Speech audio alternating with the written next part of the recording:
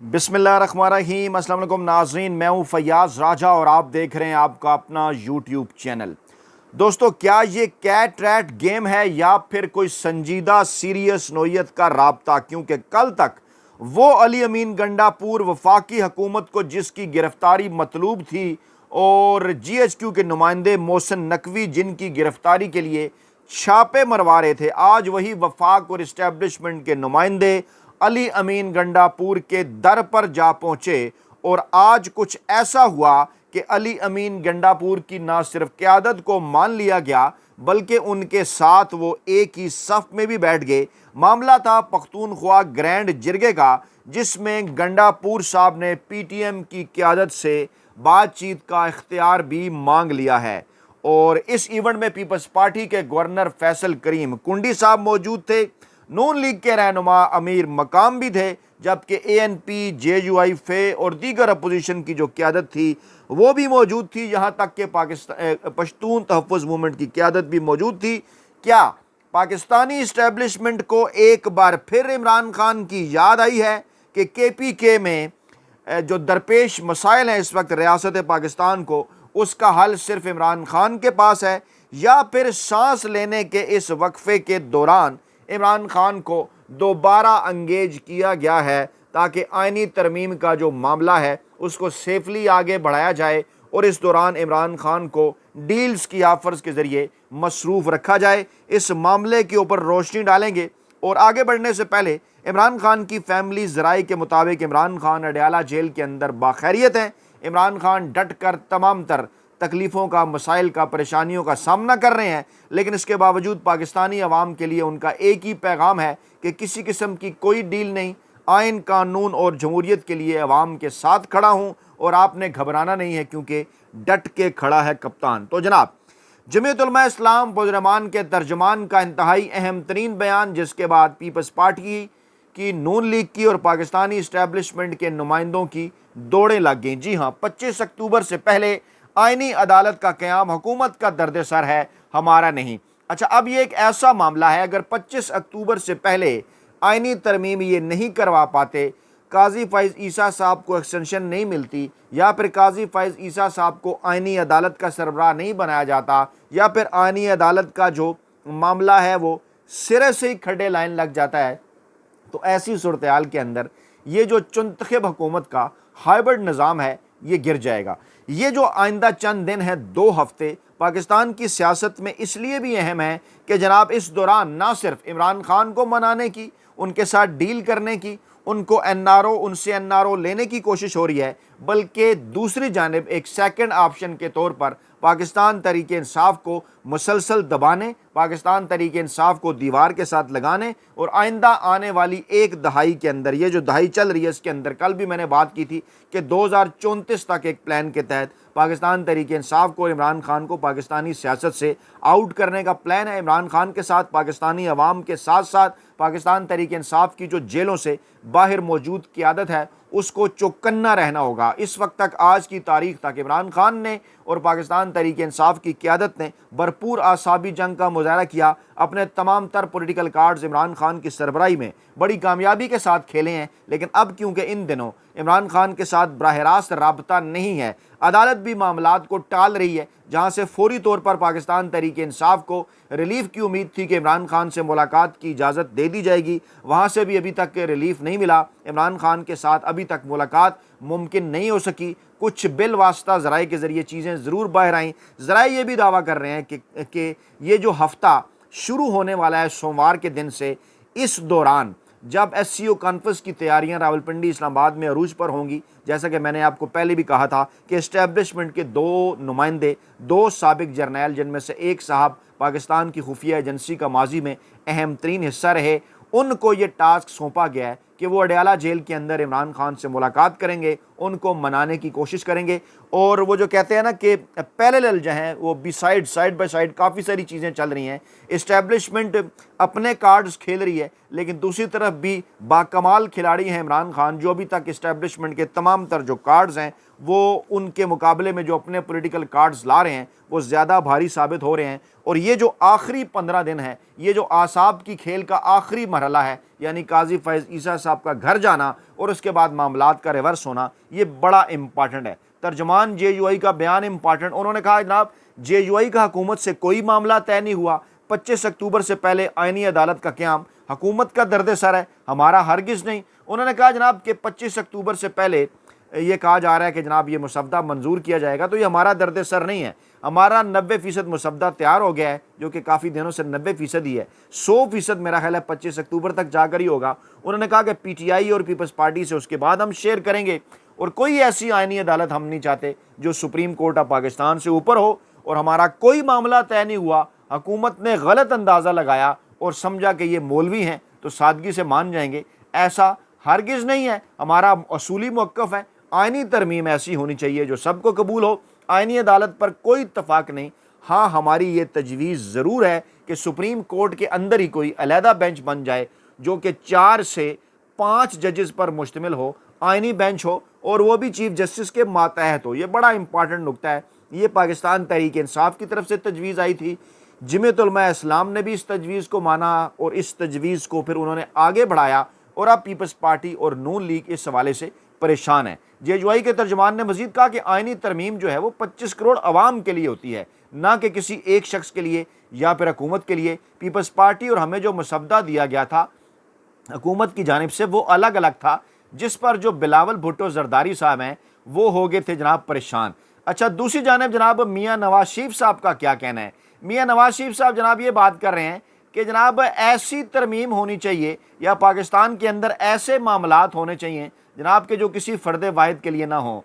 और अचानक नवाज शरीफ साहब को भी ये बात याद आ गई। वो कहते हैं जनाब ऐसा निज़ाम अदल हो जिसमें किसी फ़र्द की बालादस्ती ना हो, यानी अपनी बालादस्ती ये चाहते हैं। मियाँ साहब कहते हैं कि अपनी बालादस्ती, मेरी अपनी बालादस्ती हो, ऐसा निज़ाम हो और ऐसा निज़ाम अदल हो जिसमें किसी और की ना हो।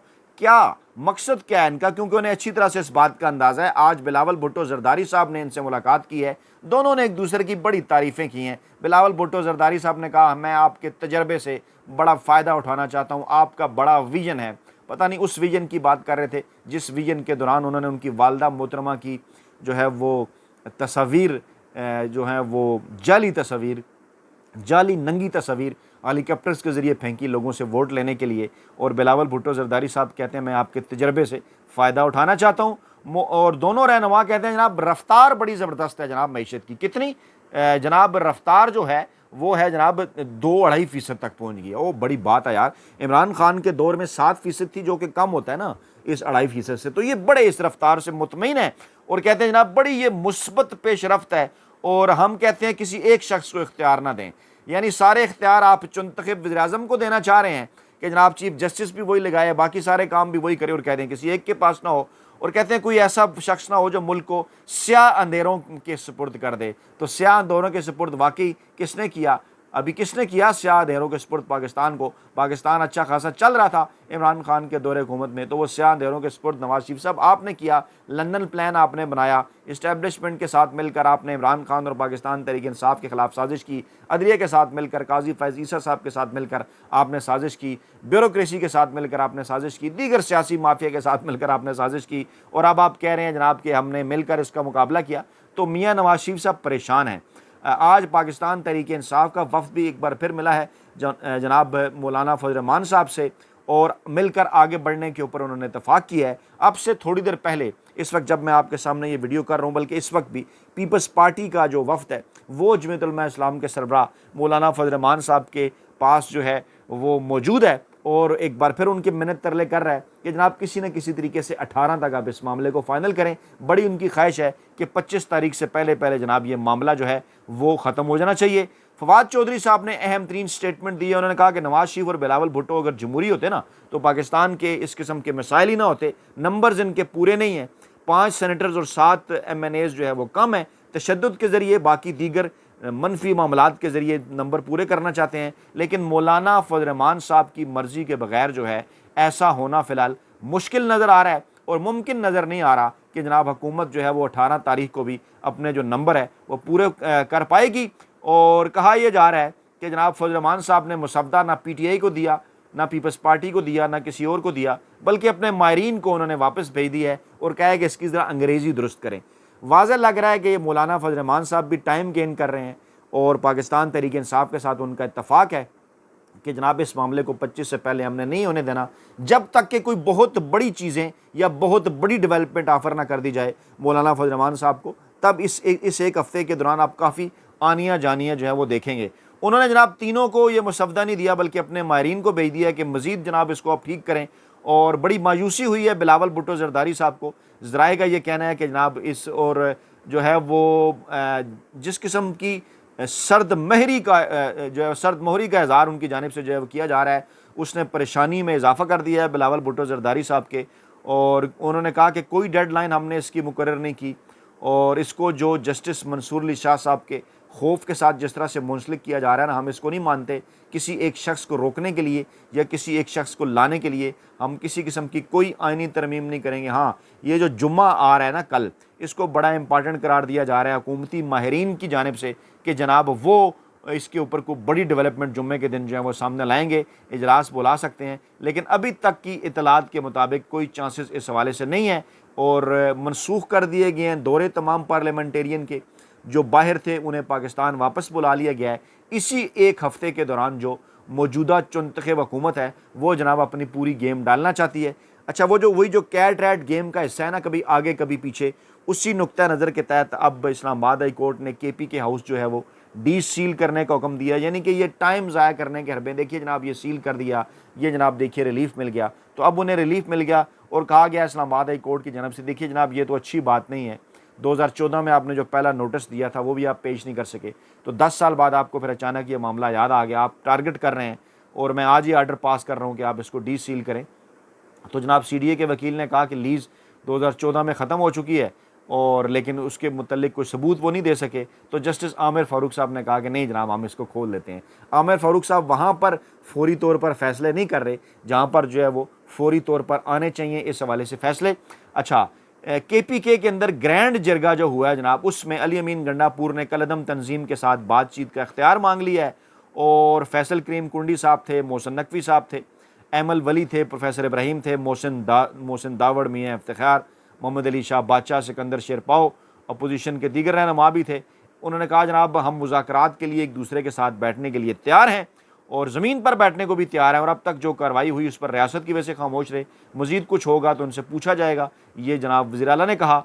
और मोहसिन नकवी साहब ने कहा कि आप मुज़ाकरात की मेज़बानी कर लें, हमें मुज़ाकरात के ऊपर किसी बात का एतराफ़ नहीं। ये बड़ी डेवलपमेंट है। यानी मोहसिन नकवी साहब जो बात करते हैं डेफिनेटली वो पाकिस्तानी इस्टेब्लिशमेंट के GHQ के नुमाइंदे हैं, तो उन्हीं की जानिब से वो बात कर रहे हैं। तो उनकी जानिब से ये गंडापुर साहब को कहना कि जनाब हम आपकी क़ियादत तस्लीम कर रहे हैं, आप मेज़बानी कर लें, मुज़ाकरात कर लें, हमें कोई एतराज़ नहीं, ये दो चीज़ें ज़ाहिर करता है। एक तो ये कि कॉन्फिडेंस बिल्डिंग मेयर करना चाहते हैं कि देखिए जनाब गंडापुर साहब, आप अगर जनाब हमारे साथ मिल बैठेंगे तो हम भी आपके साथ मिल बैठेंगे, आप बार बार इस्लामाबाद ना आएँ या आप इमरान खान से दूर रहें इन मामलात के ऊपर, तो आपके साथ मामलात चलते रहेंगे। दूसरा इसका मतलब यह है कि अली अमीन गंडापुर साहब को अलाइन किया गया और इन्हें कहा गया कि जो मुज़ाकरात इमरान खान के साथ आपके ज़रिए चल रहे हैं वो जारी रहने चाहिए, उसके बदले में ये काम भी हो जाना चाहिए कि KPK के अंदर जो हालात ख़राब होने जा रहे हैं उनके अंदर भी बेहतरी लाएँ और साथ हमारे इमरान खान के साथ आप जो मामलात हैं वो भी बेहतर करें। गंडापुर साहब जिनके ऊपर पाकिस्तान तहरीक इंसाफ की क़ियादत खुद अंदर से इस्लामाबाद वफाकी हुकूमत जो है वफाक की क़ियादत भी और उसके साथ साथ सूबे की क़ियादत भी उनके ऊपर तहफ़्फ़ुज़ात का इज़हार कई मामलात के ऊपर कर चुकी, लेकिन जब फिर उन्होंने वज़ाहत की तो तालियां भी बजाईं, जिंदाबाद के नारे भी उनके लिए लगे। लेकिन बहरहाल जो पाकिस्तान तहरीक इंसाफ के आम कारकुनान हैं या सोशल मीडिया के ऊपर जो पाकिस्तान तहरीक इंसाफ की फ़ोर्स है, कई सारी चीज़ों के ऊपर उनको तहफ़्फ़ुज़ात हैं अली अमीन गंडापुर साहब के हवाले से। हमारी इतलात ये हैं कि अली अमीन गंडापुर साहब जो कुछ कर रहे हैं उसको इन तमाम तर चीज़ों को जो है वो इमरान खान का एतमाद हासिल है। इमरान खान पहले भी ये बात कर चुके कि उनका जो है वो अली अमीन गंडापुर साहब के ऊपर एतमाद है और अली अमीन गंडापुर साहब अभी तक अपने जो कार्ड्स खेल रहे हैं वो इमरान खान की रहनुमाई के अंदर ही खेल रहे हैं। सुप्रीम कोर्ट ऑफ पाकिस्तान काजी फैज़ ईसा साहब थोड़ी सी जल्दी में नज़र आते हैं और आज उन्होंने तफसीली फ़ैसला आर्टिकल 63A का जारी करवाया है, जिसमें उन्होंने फिर कहा जनाब कि देखिए जनाब सुप्रीम कोर्ट ने जो फ़ैसला दिया था 17 मई 2022 को बंदयाल साहब वाला, वो ठीक नहीं था। यानी ये ठीक है जिसमें आपने कह दिया कि लोटे वोट दें, वो ठीक है, चाहे वो जिस किस्म का भी अपना ज़मीर बेचें। और फिर वो उन्होंने जो एतराज़ात थे अली ज़फ़र के, दीगर लोगों के, जनाब के मुनीब अख्तर को शामिल नहीं किया या आपने खतूत को नहीं देखा या प्रैक्टिस एंड प्रोसीजर कमेटी गलत थी, उनको उन्होंने रद्द कर दिया। रद्द करना ही था क्योंकि आइन और कानून तो वो देख नहीं रहे, वो तो देख रहे हैं सिर्फ़ और सिर्फ अपना मतलब जो कि उन्हें माफिया हैंडलर्स और सहूलतकारों की जानिब से अच्छे तरीके से जो है वो समझा दिया गया है। Supreme court practice and procedure के हवाले से एक और दरख्वास्त आई है सुप्रीम कोर्ट में, उसको चैलेंज कर दिया गया है और कि जनाब इसको आप कलअदम करार दें। मुसलसल दरख्वास्तें आ रही हैं लेकिन सुप्रीम कोर्ट ऑफ पाकिस्तान इस मामले के ऊपर टस से मस नहीं हो रही। ज़राए ये दावा करते हैं कि ये जो 7 दिन हैं इसमें जो आखिरी पॉलिटिकल कार्ड्स होगा, जो आखिरी पॉलिटिकल कार्ड होगा इमरान खान का, वो उनके तमाम तर सियासी मुखालफिन को हैरान कर देगा। इस पर अगली वीडियो के अंदर बात करेंगे। अपना बहुत ख्याल रखिएगा, दुआ में याद रखिएगा। नई वीडियो के साथ जल्द हाजिर होंगे। अल्लाह ने के बाद।